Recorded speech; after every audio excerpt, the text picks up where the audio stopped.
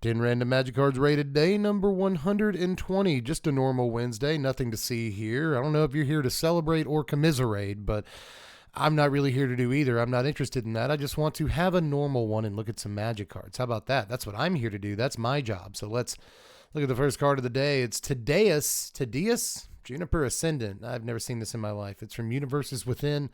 There's also a secret. Oh, it's actually Dalsim. It's actually Dalsim the whole time. Pliable Pacifist. So this is the Street Fighter guy. 4 mana, 2 a green and a white for a 1/3 legendary human monk with reach. That makes sense. Teleport. He has hexproof unless he's attacking. So unless he's attacking, hexproof. They keyworded that for some reason. Whenever a creature you control with reach attacks, like Dalsim, untap it and it can't be blocked by creatures with greater power this combat. Okay. That's why he has such low power. Fierce Punch. Whenever one or more creatures you control deal combat damage to a player, draw a card. So you have a 4 mana, 1/3 hexproof reach. When he attacks, he untaps. So he has hexproof every second of every day except for one tiny window, which your opponent will use. And it's really hard to block. And it's cool that it's hard to block because it draws cards. So what you actually have is a 4 mana Selesnya Ophidian that they can't really hit with removal until they can. And then it untaps so it can block like 2/2 flyers. It's actually not that impressive. I don't know. There's probably some really cool stuff, right? Because like you can do a reach deck with this. It's not a whole lot of commanders you can do a reach deck with. You know, it's kind of cool. And then like Fierce Punch. You don't get this ability on Selesnya guys very often, so like it is pretty unique. It doesn't like break the color pie or anything, but it does a couple of things that like things would not normally be able to do. And I like the reach thing. You don't get a whole lot of reach love in Magic the Gathering, so I'm going to give this like a 4.49. And maybe I'm just in a mood today, right? I think some people will go like honorable 5, but no. I think that, like, despite the fact that he's a reach dude, he's really, there's not that much to get excited about on this, which is really sad because I like Dalsim as a character. I think flavorfully, I see why they did all this. It all makes sense, but, like, I also don't like it at the same time. I just feel like you could have done our boy, like, a little bit better. Dalsim's awesome. Unless you're, like, 7 and you think you're good at Street Fighter, but then, like, every time you go up against your cousins, they beat you, and they do it because your whole offense revolves around jump kicks. It turns out Dalsim will just beat that every time. Who am I kidding? Usually William and Jason would beat me with Blanca. They're really good with Blanca. I don't know. Probably because my entire offense consisted of jump kicks, and they would just do the like, I'm going to be lightning now, so if you touch me, yeah. So, you know, I never learned when playing Street Fighter. So Dalsim I like. I wish he was better, but he's cool. Next is Giant Trapdoor Spider from Ice Age. This is 3 mana, 1 a red and a green for a 2/3 spider. You can pay its casting cost again and tap it, and you remove from the game target creature which does not have flying and is attacking you, and Giant Trapdoor Spider. How is that written in the modern parlance? Exile Giant Trapdoor Spider and target creature without flying that is attacking you. Okay, so that makes more sense. This is played in a Pro Tour deck. Believe it or not, this alongside another 3 mana 2/3 spider, Woolly Spider, I think it was called, was actually played. It was a 3 mana 0/4 in that deck, in a Pro Tour deck. There's a whole video by, I think his name is Hungry on Plane. If you haven't seen this YouTuber yet, I highly recommend you check out Hungry on Plane's Magic the Gathering videos. And they've got one specifically about the Pro Tour that like Giant Trapdoor Spider and Woolly Spider or whatever, like won this like weird, dinky, stupid, slow, like bad looking green-red deck. That was just like so perfect for the meta at the time. And it played Pyroclasm, so it played these like 3 mana 2/3s and 0/4s and stuff. So it could wipe the table, but like still have its guys on board. So it's a wonky deck, man. It really shows that like any card can see play depending on the format and like what other cards are printed in. So I want to give this the honorary 5, but I'm not going to. I'm going to save it. I'm keeping it in my back pocket. I'm going to move away from this card because I know some people have a problem looking at cards like this for too long. He's huge. I'm going to give him a 3.1, he can remove any creature in green-red. Well, not any creature, but like, I mean, toughness-wise. He can remove any creature, and that's not something green-red often gets the ability to do. So, you know, whatever. Next is Heralds of Zin. Look at that right? Heralds of Zin. This is from Warhammer. That's why I can't pronounce it. It's 5 mana, 4 and a blue for a 3/3 flying Cascade. So when you cast it, you're going to exile cards from the top of your library until you get a non-land that costs less than this guy. And then you can cast the thing you got without paying the casting cost. And you put the exile cards on the bottom. So Cascade is such a cool ability, man, but this is not a very good card. It cascades into a lot of things, right? Because it costs 5. But, man, there was a time when this probably would have seen some play, right? It was like Bloodbraid Elf was really, really good back in the day. And it does cost 1 more mana than Bloodbraid, but like, you know, Cascade. It's evasive. It has flying ability. So I don't know. Like, this might be slightly better than it looks, but I don't think so. And nowadays, it's 2024 going into 2025 as I record this. I know you're watching this Fuse in the future, right? Because it turns out that this series has real staying power. And people 33 decades from now will be watching this. So in the modern context as I record this, I'm going to say a 3.39. No, I'm not.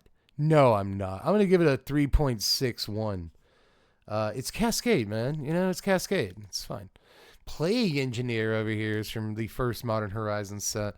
I felt like it was like older than that. This is 3 mana, 2 and a black for a 2/2 carrier, Phyrexian carrier, with Death Touch. When it enters the battlefield, you choose a creature type. Creatures of the chosen type your opponents control get -1/-1. Jerk. Suckers. That's what you get for playing a Kindred deck or whatever the thing is. This is pretty good. I get why I thought it was older, because Engineered Plague is a card that exists. It's from like Urza's Legacy or something, and it's 3 mana in black to give each creature of a chosen type -1/-1, like till end of turn, I think it is. And it's an instant. So you like blow people out in combat and stuff. This is just that ability on the board on a Death Touch, dude. It's pretty nasty. It actually is really nasty. 67 cents, I think, is a pretty good. Really, if you get the list printing, it's 35 cents for a copy of Plague Engineer by Plague Engineer. I feel like I haven't written down a card in a while. That is going on the old buy list right there. 35 cents. I don't have a copy of this card. I really should. Plague. What do all these other versions look? Ooh, look at that. That Modern Horizons right there with the fancy old border. I like that. I like that boy. I'm gonna spend $2.69 on that boy.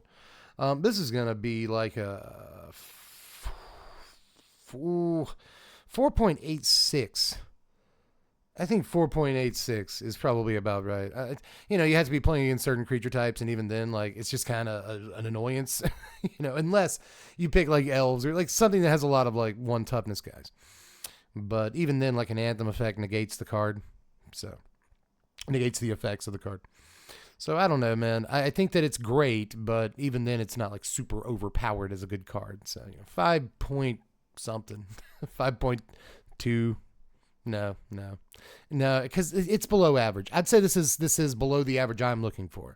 I think that some people are going to disagree, but I'll stick with a 4.89. How about that? That's close enough. No, Dev, you're wrong. You're just wrong. This card gets a 5. This card just gets a 5 because like sometimes it's amazing, right? And even when it's a hindrance rather than like a blowout, it's still doing like a lot of work for you, right? So despite the fact that it's just like a 3 mana 2/2 Death Touch, this is like a really aggravating card. Even in Commander, like that's another thing. Another reason why I wanted to score it under a 5 is like even when you give it a chance to do the thing, like it's only doing the thing to like 1 player.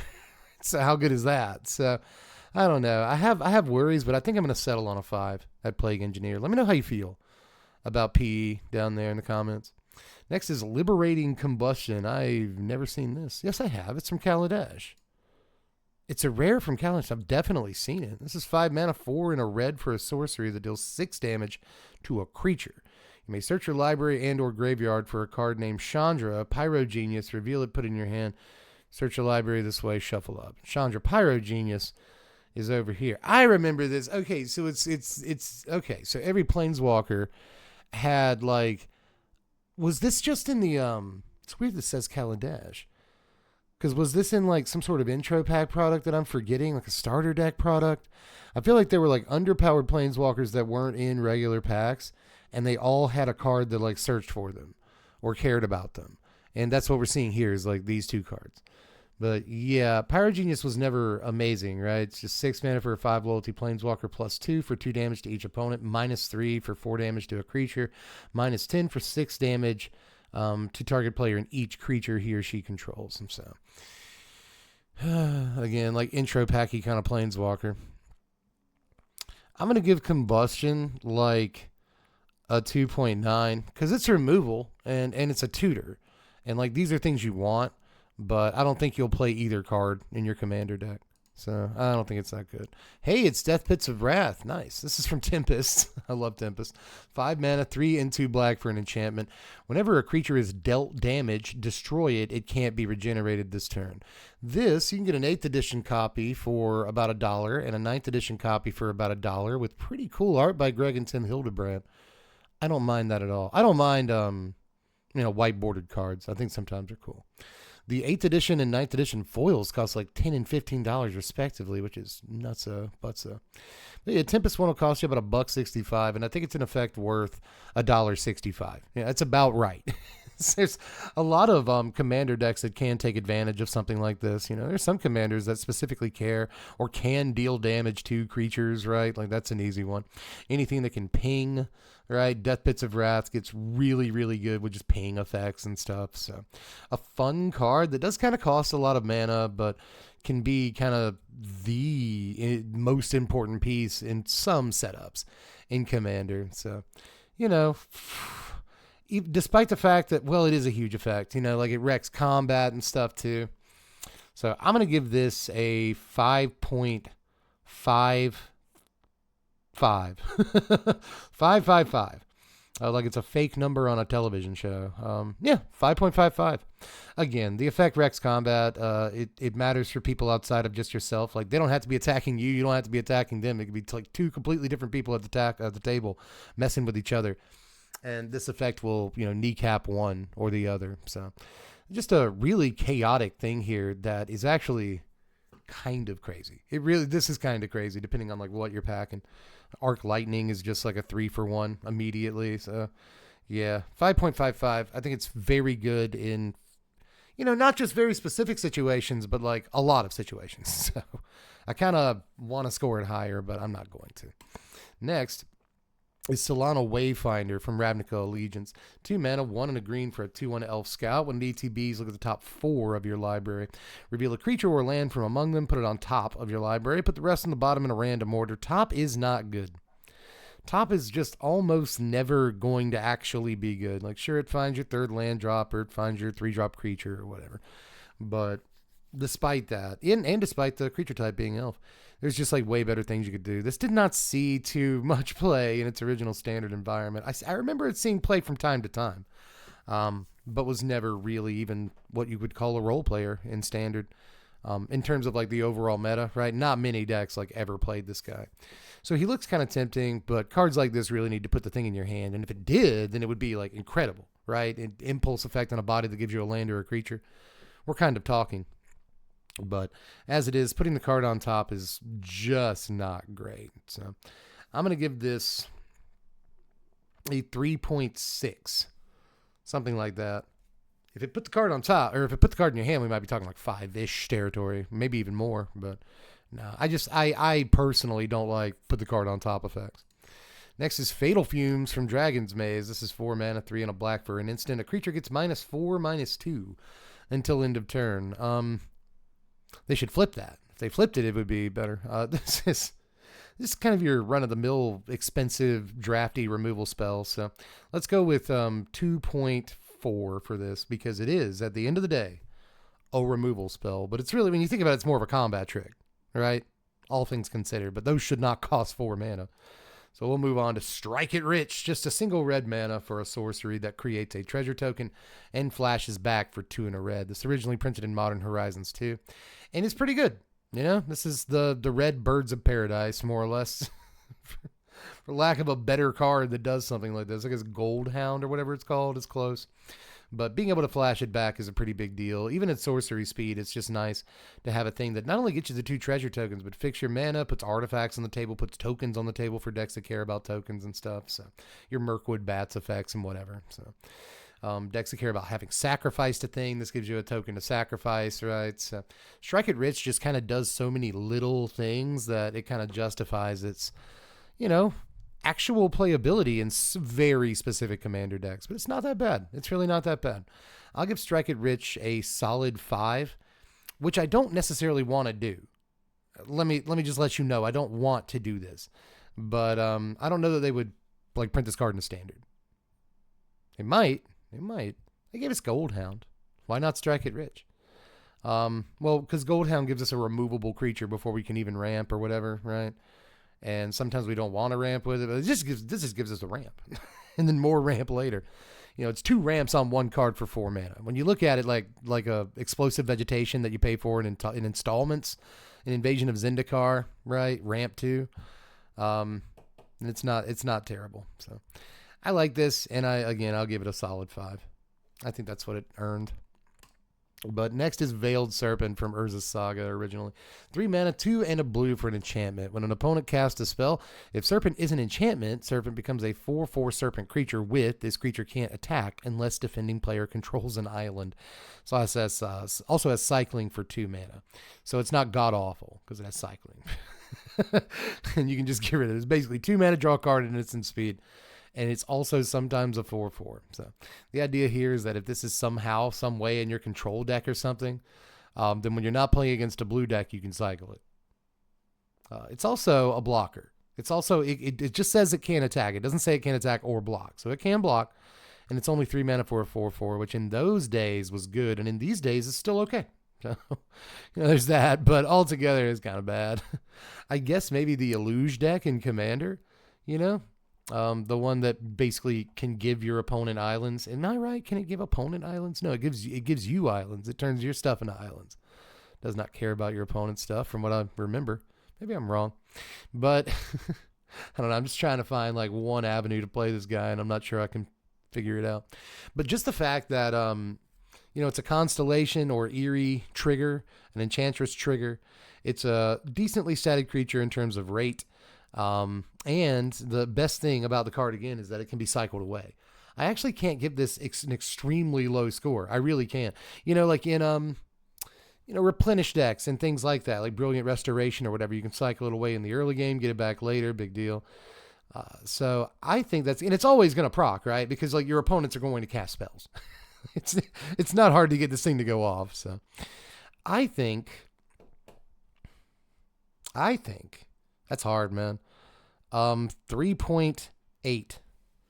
I said I wasn't going to give it a super low score, and that might read as super low to some, but it doesn't to me for a spell like this. Honestly, I'm really hedging. I'm close to 4 here, but I'm not going to do it. That is all the cards for today. Join me again tomorrow. We'll be doing this forever. I'm Deb. Love you guys. Bye.